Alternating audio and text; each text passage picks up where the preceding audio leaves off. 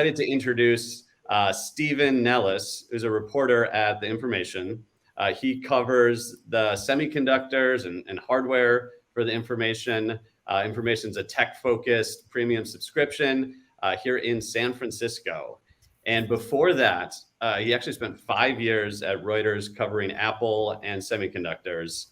And I believe he actually broke the news on the first Apple car project and dove into the company's growing dependencies on China's supply chain. So I'll hand it over to Stephen.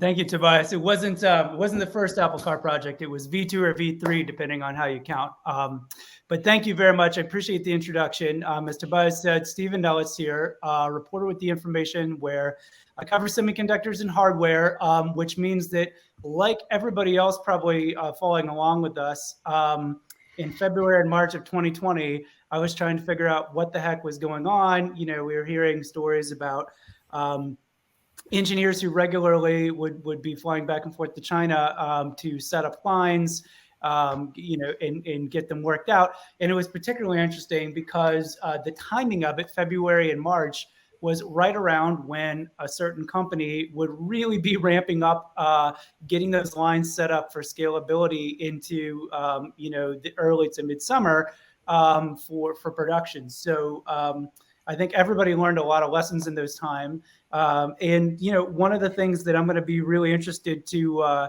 talk about with our guest today is just, you know, we talked about not being able to go to the factory floor. Well, how long is it until we just put on that AR VR headset and we feel like we're there? So that's what I'm going to discuss with these fine fellows here. But first, gentlemen, if you could maybe each just, you know, give a quick introduction about yourself kind of before we dive into questions. And, you know, maybe we could start with Simon.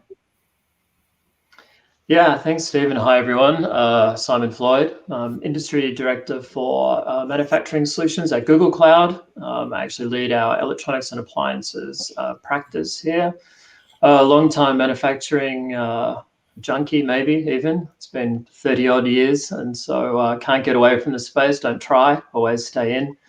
And really putting a lot of focus in on digital manufacturing, of course. So pleasure to be here with everyone. Great. Piyush, maybe. Hi, I'm Piyush Modi. I do business development and strategy at NVIDIA, focused on manufacturing and industrial sector. Been at it for almost last 5 years. And prior to that, I led a GE research group focused on industrial collaboration and mobility application to transform how we do the work. Great. And then last but not least, Alok. Yeah, thank you, Stephen. Hi, everyone. Alok Kapur with SAP. I lead a corporate business development team across the company. We're responsible for bringing in partnerships that augment our product portfolio with features and functionality. We work on large-scale partnerships with the likes of Google, NVIDIA, that can help expedite time to market to drive outcomes for customers, and then also spend a good amount of time exploring future adjacencies, areas of investment in enterprise software that SAP should consider. Great. Well, why don't we dive right in? You know, I think one way to get into this is to talk about maybe where you and your customers were in March 2020 when a lot of the you know, stay-home orders and things got put in place, and then where we are here in March 2022. And this was particularly interesting on manufacturing because, you know, there was a rocky time there right at the beginning of stay-home orders where we didn't know where a lot of the factories were going to be. Eventually, a lot of them in a lot of countries got moved into an essential business category. So that works for the factory floor. But, you know, where were your customers? What were they doing? Were they still doing a lot of going back and forth? And how did they mitigate that? And how did you kind of, you know, end up where are we today? I mean, how much change, you know, because I feel like I remember even at that time, we would hear things like, oh, you know, all these machines are putting up data on the factory floor. We can do so much with it. And, you know, we're already starting to see things like AI used for visual inspection, but it was all very nascent. So maybe just a quick snapshot of where you and some of your partners and customers were at that time and how much sort of progress we've made up till now. And maybe, Piyush, maybe we should start with you. Sure. It's been amazing. I mean, what we've seen in manufacturing is all-time lows in 2020 in terms of production, demand, or shipment to now, almost last 12 months of increasing output, increasing demand. And all our customers seem to have navigated very well. And what we've seen is before what we used to be kind of in evangelical mode of talking about AI-led or data-driven digital transformation, it's become necessity. Whether it is to support them getting their NPI done in a distributed in factories located remotely where they used to travel regularly to get the product out or defined as per their schedule. Now they can do it remotely. So engineers and designers are now able to really, they've embraced holistically. Instead of getting tied to their workstation, they can do their work with virtual GPUs sitting in cloud infrastructure or sitting in their data centers. They are even doing their work in simulations. What we've also seen is came to light is the AI ops in the context of factories. As you leverage AI more and more and you're deploying on all these stations, how do you manage the life cycle of these new processes that you are bringing in, the new set of workflows that you are bringing in? How do you keep your models updated and as you change out your line with new SKUs? All of that is the kind of required close attention to AI ops tools. And along those lines, NVIDIA, we delivered a service we call Fleet Command to help them manage, secure their asset at the edge, but with a single pane of glass from the cloud. So productivity has tremendously improved thanks to the gaps that pandemic created in terms of skill shortage, whether it is on the factory floor or in supply chain, has been kind of augmented with many AI insights. And it's really reaching into the better productivity. Yeah, I want to return in just a second to where the data sits, but Simon, maybe you could walk us through what your customers were in March 2020 and where they've come to by this point. Yeah, I'd be happy to. So a kind of interesting story to look back actually, because I would say people just hit the digital transformation panic button. Is that they didn't have it done. They knew about it. They were working towards it, maybe. Most advanced had it, for sure. But I would say majority simply didn't. And so we were bombarded with, I need to get video conferencing up and running, as an example, just a really kind of core capability, not as advanced as I need AI in the factory yet. That came later, but definitely communications, I have to get that solved. Collaboration, I have to get it solved. And we would hear it in different ways, such as, it's not sufficient for me to email files around anymore. It doesn't work. Before I could kind of mitigate and work through because we were in person and I could get something done. Now I don't have that. So I need everybody on the same page, looking at the same information, and we need to be able to do it in real time. And it was kind of an interesting moment because I think there was a time there where, there's like a lockdown pretty much around the world and people were wondering, are they going to ever get out of it? I think we did have a bit of that apocalyptic, no one really knows what's going to happen next. But, kind of intriguing from a consumer demand point of view, people began buying things like crazy because you're locked up at home. And so you're looking for entertainment or productivity or, for us Googlers, we were setting up offices in home. And so we were kind of, next day we were all online and working, but people were getting, a nice desk so they could stand. And all of that, I feel people did all over the world, is just making themselves comfortable. And that certainly increased the amount of demand. So then manufacturing is back on. In fact, manufacturing's got a backlog, unable to meet demand because they couldn't get all their people to come in as they wanted to. So they had to work out a way that they could bring people together and still execute. And so that's where we were. Now where we are, I think it's just become mainstream. You don't hear people panicking anymore. In fact, they're trying to add or expand, or they're looking to go now. Manufacturing stand-up is 100% virtual. Why even bother to have it in the factory? Even if you can go back, why bother? Because the new method is actually a better method.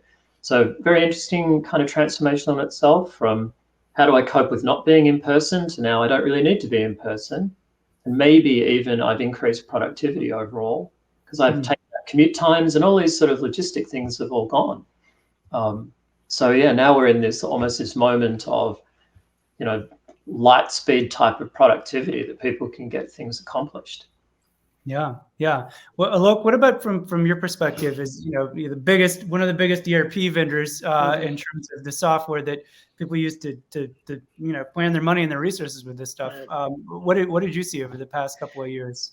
Yeah, just building a little bit on what Simon and Piyush said earlier, this notion of digital transformation had begun with most of our customers, the Fortune 5,000, even prior to the pandemic. If anything, at a macro level, the pandemic really accelerated their desire and need to start deploying cutting edge technology at scale, start leveraging innovation to start retooling the enterprise, right? So if you look at different sectors, clearly there was a blip in manufacturing. We saw a slowdown in the automotive sector and so forth, where there was a good amount of dependency of humans coming into the manufacturing environment. But on the other hand, we did see, given where we work across the spectrum, all the way from product innovation and sourcing to supply chain to manufacturing to the employee management piece to the customer experience piece, there were other sectors like the medical technology space where we saw a massive amount of uptake and usage across several of these pivots, right? Case in point, with every one of the major pharmaceutical manufacturers, SAP was front and center in helping them retool and transform their business so they could develop COVID-19 vaccines, right? And so helping them source raw material at a time when information wasn't as freely available. How do you get all the raw materials they needed? How do you accelerate the manufacturing processes, make sure their innovation can see the light of day? It's something we got actively involved in, right? Same thing around everything that was needed from a personal protection equipment standpoint, PPE. And I think what that has led to in a nutshell, Stephen, is that the innovation we were able to drive during this time of the pandemic with a couple of these sectors is something we can parlay into others. So if anything, the pace of digital transformation is accelerated. Clearly, there was a blip in certain sectors, but it's coming back in a big way. And I think SAP's performance sort of sheds light to how quickly we are seeing customers uptake the latest generation of our ERP software, adopting, deploying, and consuming a line of business applications. And I envision over the next 5 years, if not longer, this is going to continue. Yeah, great. Thank you, Alok. So I want to get into the use of data and the tools around the use of data. And specifically, let's think back to this framing concept of the design engineer who can't be on the factory floor and think about how they're going to utilize data. One thing that's interesting to talk about is where does that data actually live and how does it get to the cloud, right? So if you think about one of the things that a design engineer would have done back in the day, they would, they'd go and they'd watch how people were putting things together on the line and they would do a visual observation. So let's say you have cameras doing that now. Walk me through, first off, where does that data live? Where does it get processed and how does it make it over to actually be useful? You can sort of envision a world where maybe it's captured on site, processed at the edge to do some kind of motion analysis or something on folks that are working the line. And then only that, the raw video doesn't go all the way up to the cloud. But maybe that's a good place to start of how is the data being captured in ways that it wasn't before? Because I feel like a lot of it was just, hey, machine generated time series data. This thing stamps this many times an hour, has this many errors, let's figure it out. But there's a lot more going on now, I think, than there ever was. So types of data, and then what's the infrastructure and everything that it actually requires to get over to somebody and be useful to make it as useful as, standing there on the line. How about Piyush? We'll start with you. Sure. So if you take the entire life cycle of these assets that we design, manufacture, and operate in the field, we've seen data footprint and cookie crumbs everywhere. What we are also increasingly becoming aware of the silos that existed, the breakdowns that existed in there, because end of the day, all of this is collaborative processes. So for example, a designer doing his 3D asset, trying to build something, he has to go through in aerospace for validation with somebody else. Then they progress to something else. They enumerate several options. It results in 1D data, 2D data, 3D data. It even results in lots of emails. That's their means of communication and waiting on each other. we have seen now ability to kind of, with our deployment of Omniverse in a few hundred places, it's emerging as a kind of capture all these data in a well-defined, we call USD, which is an open industry standard in animation world, universal scene description.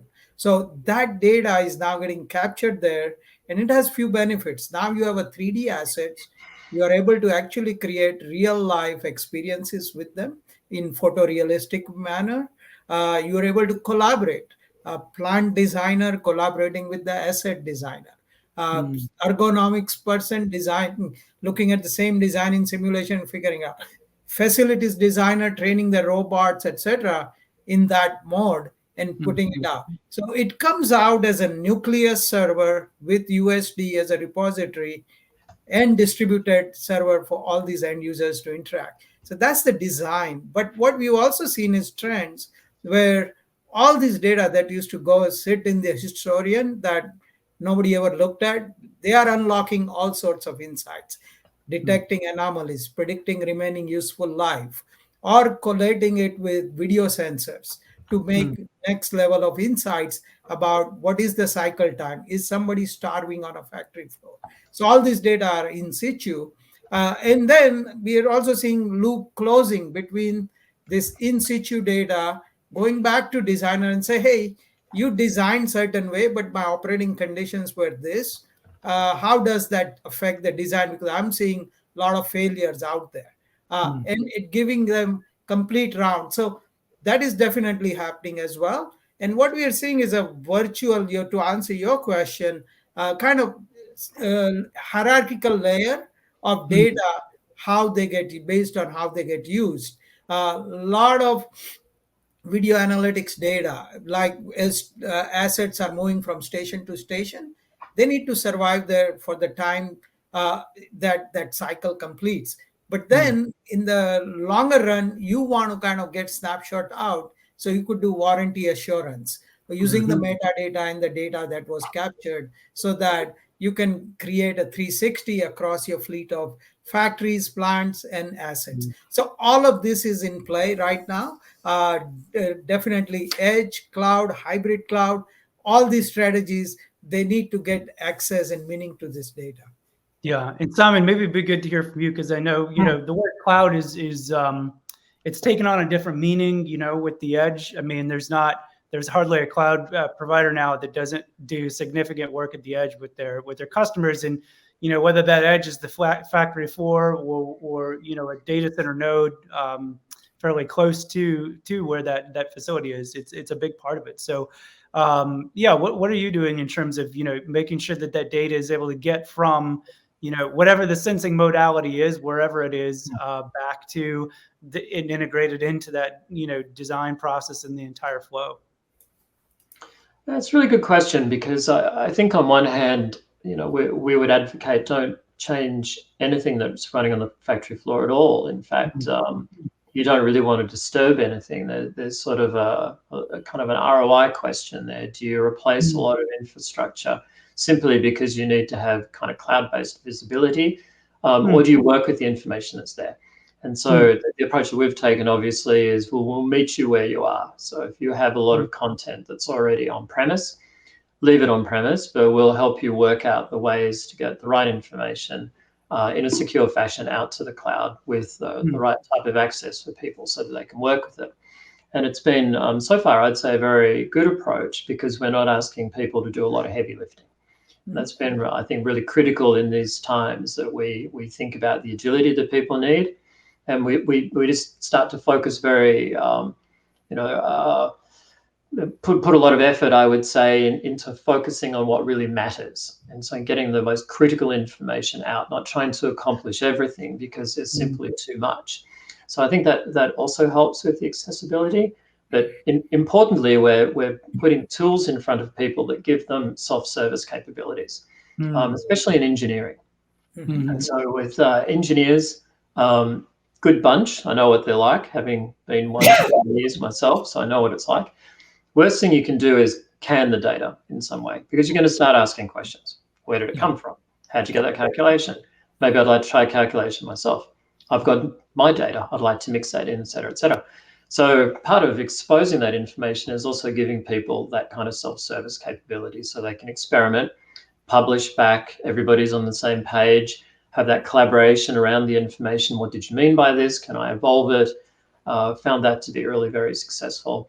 And I'd say the other part of it, which maybe not as intuitive as we thought it would have been at the time, but people creating their own apps actually. And so, especially in engineering, a sort of a no-code or a low-code app really suits them because they want the outcome. They don't want to mess around with trying to make code, but just sort of get the data represented in a new way and then make it repeatable for others, or even give people the opportunity to experiment with the data in a way that's kind of controlled so that you're not going into a direction that requires a lot of research or perhaps go in the wrong direction. So that has been another focus area for us, especially in engineering.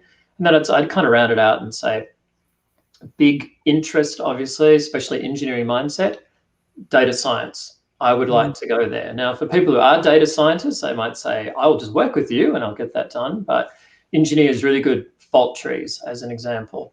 I know how something works. Systems engineering, I know that. I understand the data behind it. All of that frames out a definition of a product or a machine or a process. Combined with lightweight kind of data science, they can get there on their own, which has been another interesting addition to their repertoire. And then go to, your data science friend that you're working with that can go really deep, especially if you're trying to create a prediction or trying to understand why something is behaving in the way that it is. But, I'd say overall, that's kind of what the cloud has done in many ways, is give people the access to the data without having to have a lot of infrastructure to get there. So that's really interesting. And I want to ask a follow-up question to all three of you. And it's like a one-word answer. And then we can discuss a little bit. But, part of what you bring up there, Simon, is that there's a lot of data that you could do interesting things with, but you weren't because of some corporate process. Oh, I've got to go talk to the data science team, where I have to, God forbid, I have to go ask somebody on a software development team to write me a little app. They're not going to be super interested because it's like stupid easy for them. And it's going to take me multiple days to convince their boss to even let them do it. So that is a really good lead up to what percentage of the data that's already available are people using like right now? If you just had to guesstimate just like a headline percentage, and I don't know, I'll pick on you, Alok, and see if you have anything to say about that one. Yeah, I'll just use the Pareto principle as a cop-out, to be honest. I think 20% of the data is driving 80% of the decisions. Yeah. Right? And so I think I don't want to take up too much time other than just build on that a little bit. What I'd further say is, it's this notion of trying to get all your digital master data in one place, and how do you sort of connect the dots all the way between engineering design, all the way through your bill of materials, your design changes to manufacturing, and then trying to really understand in a true sort of process-oriented way how changes are being managed, how things are being manufactured, what are the time, what are your error rates, and so forth, right? So that would be sort of my safe guess. Okay, so we got a 20%, Piyush. I think it varies from industries to industry. There are industries where, I would say 95% of data just goes to waste. And actually, if you average it out, I don't think you'll be that far off from it. Reason is that data, I shouldn't say waste. It has a purpose. That's why people pay for it and keep it, because you don't know what is that unknown event that will require them to look at it, but really making use of it. So there are fundamental challenges in why they can't use it. So if you look at something like historians, you get thousands of tags coming out of these machines on a factory. They're all labeled at the whim of manufacturer who has provided the machines, or at the whim of maybe sometimes reliability engineer, plant engineer, based on the schema they adopt. And you cannot tell, even if there are two signals coming as pressure signal, they could be labeled differently, going from one to another. So how do you make use of that in terms of even building simple dashboard? And this is where we are saying people now are beginning to understand. We have a partner company inside Machine looking at it and saying, how do I create a data foundation for AI? And they're applying NLP techniques to look at all these tags coming out of process industries and mapping it out so that you have now ability to model, you have also ability to diagnose. So that is one set of areas. Other thing I've seen kind of personally walking in, if you go to any aerospace MRO shops, you're going to find truckload of documents going in and out for archiving, as they have a mandatory requirement to keep records of every engine that goes through overhaul, for example, or after every cycle. These are tons of incident reports that get generated. Doesn't mean aircraft crash. It just something was anomalous. They sit there. Nobody looks at it. There is a mandatory requirement, goes to FAA.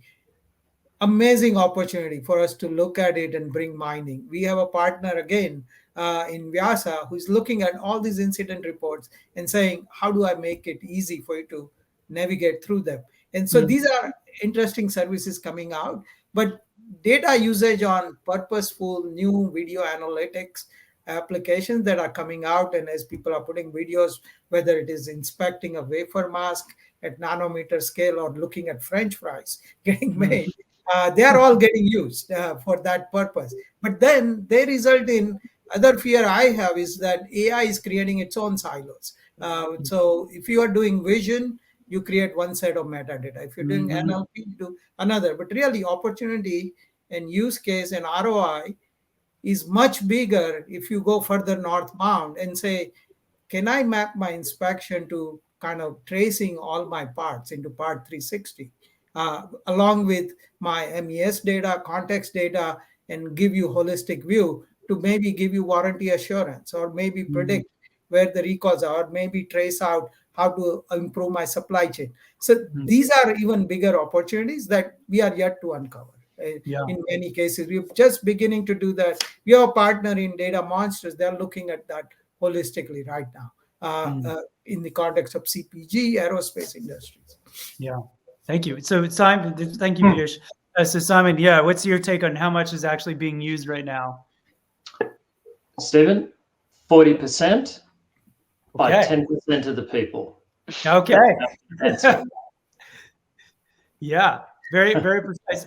Well, so a way to follow that up then, and then we'll start with you again, Simon, is, let's talk about some specific technologies that are helping people actually do this. I mean, there's the fun ones, like I mentioned at the top of this panel about, when can I put on my AR, VR headset and walk around like I'm next to the people in the machines on the factory floor.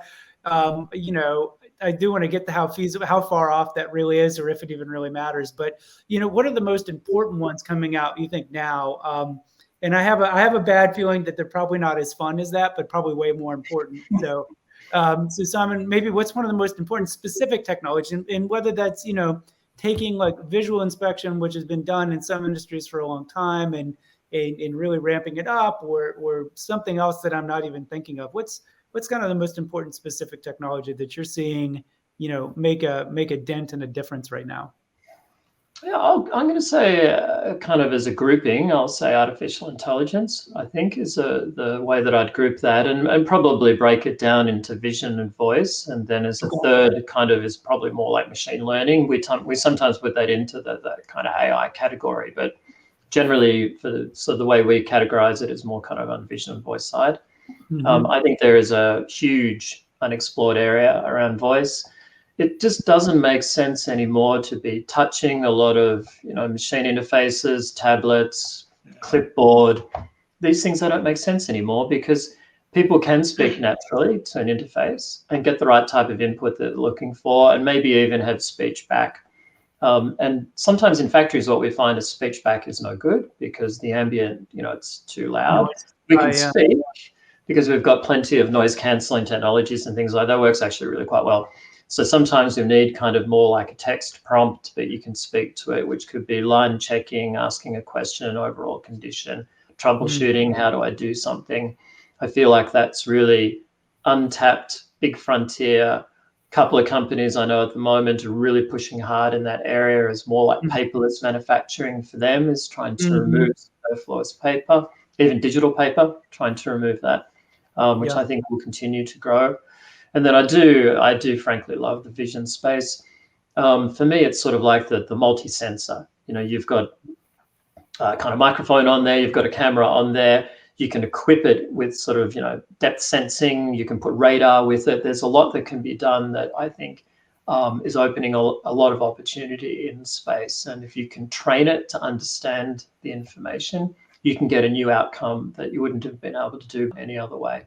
So a really big fan of kind of the sort of camera technology and getting into more kind of like spatial awareness and so on, I think is super untapped. And if I may say so, probably the next frontier of technology that we have is coming from that space, rather than what we do at the moment is we try to make sense of all the data that everyone already has, because you already have it, so it makes sense. But we're trying to go forward and pioneer, then that's the direction that I see us all going.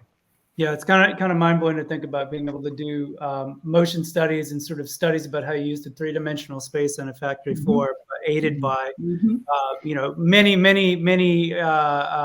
teraflops of computing. Piyush, what about you? What do you think is it? I think I quite see what Simon is saying in terms of voice, video, vision. Definitely use case by use case, delivering outcomes one at a time. But really, if you look at what is going to move the needle, I feel it's something we all have envisioned, and last 10 years done a lot of digital investment on this thing we call digital thread or digital twin. It's actually becoming reality. We have examples of entire factory where they make one car every minute getting digitally operationalized in Omniverse platform NVIDIA has, where they are able to bring in all 3D assets. In cases they don't have 3D assets, they are able to work with point clouds interface and then lay it all out together in USD and then create photorealistic, collaborative environment for people to design. It is definitely happening. What other thing I see which is going to give this inflection point, and this is interesting because now you are taking all the technology we talked about, computer vision, time series data, voice, all coming and really playing for you in the virtual worlds where you are actually learning to operate, design, and try out all your alternatives. You're able to project and predict what is the likely and optimize your operations. So that is coming. But what is I see is slowing us down is if I have to do a computer vision inspection today, I still have to figure out how to navigate through factory network, how to lay my wires, cable. So 5G is going to be huge, going to give us that, really remove all the shackles, allow us to bring the SLAs on all the streams for the bandwidth you need, divide them up, ability to bring low latency, and then really create those operational robotics to move around freely without really shackles. So that we see one of the major use case for 5G, and we see rise of kind of converged infrastructure that not only manages radio network, but also all the AI, we call it AI on 5G platforms, will be rising with elastic nature in terms of enabling services to match the operations. And this is what is going to make it real, where you could be remote, looking at your actual factory in simulations, in digital, without latencies or any, and able to collaborate in real time to make critical decisions. I don't think that's too far right now. As I see it, this is should become ubiquitous in fairly coming years, actually. Yeah, no, it's so interesting. It's certainly one thing I think people don't appreciate enough is just how insufficient Wi-Fi standards have been for this type of application, and what it's going to be like to have comparable bandwidth without having to run Ethernet to everything. So that's super interesting. Alok, what about you? Is there anything specific that you see as a transformational technology? I think thematically very much along the lines of what Simon and Piyush mentioned, right? This notion of visual and augmented reality becoming real in a manufacturing environment. I think the bandwidth constraints coming off, technology finally catching up so that we can innovate at scale. All of these things are coming to fruition now, right? Because when we look at heavy duty manufacturing environments or even precision manufacturing environments like high tech, we've talked about this notion of digital twins. It hasn't been quite real. It's been a fairly academic discussion. And either we started investing in a little over 7 years back at SAP. Now we are seeing a good amount of uptake at scale. So I think this notion of not just being able to visually model these digital twins, but as Simon was alluding earlier, but this notion of machine learning and AI, can you look at predictive fault rates? Can you look at predictive points of failure when you're trying to design equipment? Does that mean you can get components or entire vehicles, aircrafts out in a scalable manner, in a more expedient manner, right? And so I think those are the areas where I think all of these technologies will become real. And I think to a large extent, it's sort of like the early days of the internet, without belaboring a whole lecture on technology. I think 5G will finally allow, with wideband consumption, these innovations to be deployed and used at scale. Like we acquired a company quite some years back out of Norway that looked at failure rates for windmills out in the middle of nowhere. So it saved a tech the problem of getting out there without realizing what the failure really was. Was it hardware only, software, or both? And it was largely enabled with a Microsoft HoloLens, right? We can now see that becoming real. And we actually have customers asking for this, right? I think there was a time when we talked about sort of innovation at the edge, and we'd go and tell customers there are all these great whiz-bang technologies you need to consider. Oh, by the way, layer in some AI, we can throw in some machine learning paradigms, and you'll be able to learn a lot more. And, you know, quite frankly, CIOs and CTOs indulge us, as they did my peers in the industry. But I think now they are proactively asking for this tech. And I think to your earlier question, the pandemic, this notion of digital transformation, has really accelerated their desire to learn and deploy more of this tech at scale.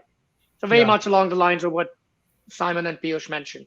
Well, I want to go back to digital twins, which I'm, no offense to any of the marketing departments, any of your respective companies or anywhere else, but is the worst possible name for this thing, because it's actually such an interesting concept. And you hear digital twin and you're like, okay, what? This is some my cyborg lookalike. But just, you know, I'm sure everybody in the audience gets it, but this is a persistent three-dimensional representation of your entire operation that corresponds to how the physics actually work, corresponds to how everything actually work. And so here's the question I have. How far off are we from getting it to where you not only have that, which is hugely computationally intense in its own right? To model even a fairly even 100,000 square foot factory, right? Which is not that big a space in the scheme of geologic space. It's still really computationally intensive to get down to, you know, millimeters of detail and model everything. But two questions. Number one, how far are we off from that being not a static model, but a dynamic model that actually changes with the factory environment, so that, you know, a technician, for example, I covered the semiconductor industry, so I can tell you the machines there can easily cost more than $100 million, right? And what happens today is, you know, one of the reasons that semiconductor manufacturing happens in these nodes like Phoenix, Arizona, or Taiwan is that all the tool makers have to have repair and maintenance people there, right? Because if these factories go down for even a minute, you know, they have tremendous bad economics. So how far off are we from getting those things to be completely dynamic? So instead of somebody physically going out to a factory to look at a machine, they just pop up as an avatar, right? And are next to somebody who's there physically on the floor, you know, pop open this panel and say, oh yeah, you know, this is the issue, this part's got too much wear on it, et cetera. And is that even super important to get? Because it's a really big technological challenge. And we're close to time, so this will probably be our last one. So maybe we'll start with Simon. Yeah, wow, what a question, huh? It's a good one. Sorry. In a short period of time, too. Yeah, Piyush said something before about being use case dependent. For me, 3D is use case dependent, just plain and simple. So, you know, I think about digital twin, I think like a petabyte of data, and 3D is just part of the data stream. So the reason why I create that classification is that it has a lot of use in some circumstances, but it's not a panacea. It's not for everybody. You won't get everything that you want from it. So part of the challenge in this circumstance is that it has a lot of intrinsic value for context. You know, especially if you're remote, I think it really does. And I think, you know, we talked about before, you know, this concept of like metaverse. What do you do with that? And so, is it going to be a commerce playground, or can you use it, in sort of like a manufacturing circumstance? I think you can, because if you have the opportunity to be more kind of spatially aware of what's going on, and you're using, sort of like your favorite, VR method of getting there, or even looking at a 2D screen, but getting a 3D environment, that has a lot of value. Do you need it to, go to the access panel, do this, do that? I'd argue not. I would say you could probably do that with real-time video conferencing, and it would be as good, if not better, than trying to go through a 3D environment. So I'm actually kind of more of an advocate for having a sort of multimedia approach to the problem, and just sort of having a sort of the right information available at the right time. It's a little bit horses for courses, but I do think in general, I will say this, 3D is underutilized in that way. It does tend to be locked up in engineering. I've seen it in manufacturing, people, doing things like product manufacturing information. I've seen the whole sort of, model-based engineering, model-based enterprise works really well. I think measurement and all that, I think it's a really great way of getting rid of paperless. Still not fully utilized for examples that you just gave. So very bullish about it. Don't think it's going to solve world hunger as yet, but definitely very well underutilized, and we should be trying to do more with it. So Piyush, I turn to you. Thank you, Simon, for that. I turn to you, Piyush, but with the warning the audience that this is the guy who sells 3D compute. So we got a handicap. No, I would say, I think the digital twin, as you rightfully said, it's such an abstract term, allows us to project all the way to the end in terms of what it could be real, the way you pose the question. The question needs to be, when can it give me outcomes, and with what scale? And it's going to be progressive in the sense, can I take my sensor data, make system of system models or asset level models on time series, and influence physics in it? And can I make decisions on it today? Absolutely, yes. Would you call it digital twin? Maybe, because it allows you to look at your operations in a different way. When you look at the entire factory floor and you say, I need an environment, the architecture is in place. We have ability to build connectors that bring in 3D data from PLM tools, from plant design tools, from the point cloud, represent them, lay it out, so you can actually really see photorealistic factory that will look very similar to what you have. You can actually do some experiments at a design level, something you didn't have any way to do before, like looking for ergonomics. Like, I've laid out my welding line this way. Somebody's going to work with this angle, and going to do it. And what is the implication of that? Do I have everything laid out in time around that person? Is there a safety risk before I actually go live? Absolutely, you can do that. One big outcome of doing this we've learned is we can produce actually synthetic data to make AI now. Because one of the biggest complaints anybody not want to do AI in manufacturing would be, oh, my data is different. I don't have data for anomalies. I have such a reliable process. I don't even get the data you're looking for. We are sparse many times.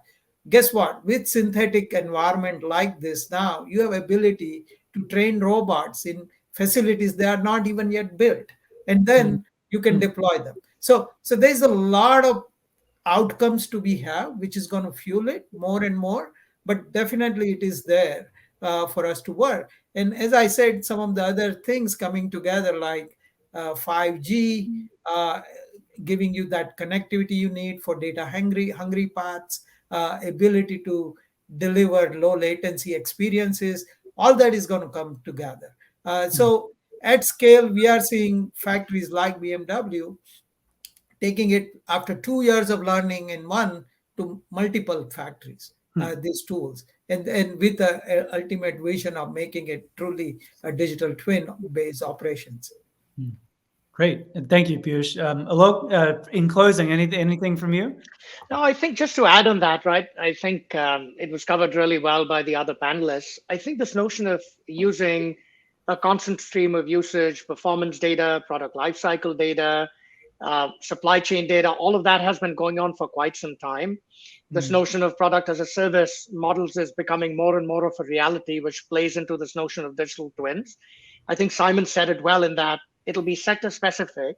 So if you start looking at high-tech manufacturing and so forth, and honestly, if I was to be Nostradamus 2.0, I would say, Stephen, within the decade, we'll definitely see a full-scale replication of a digital twin for a full manufacturing environment in certain sectors. Others, use case specific, they might not feel a need to adopt, but that honestly would be my guess, because we have all of the components today. The technology is going to enable that more seamlessly as it's deployed at scale. Now it's the notion of bringing these jigsaw pieces together and making them fit. So my money's on the next decade or so, we should see this happen. Yeah, great. Well, hey, thank you all so much. This is so fascinating. You know, the world has come a long way from the early 2000s when, as a college student, I was working in a refrigerator factory in rural Missouri, rolling 100 commercial refrigerators off the line and drilling holes in them by hand. So I have high hopes for automation in the future and all the things we're going to do with manufacturing here. And just want to hand it back over to the crew and Kane here to take us out.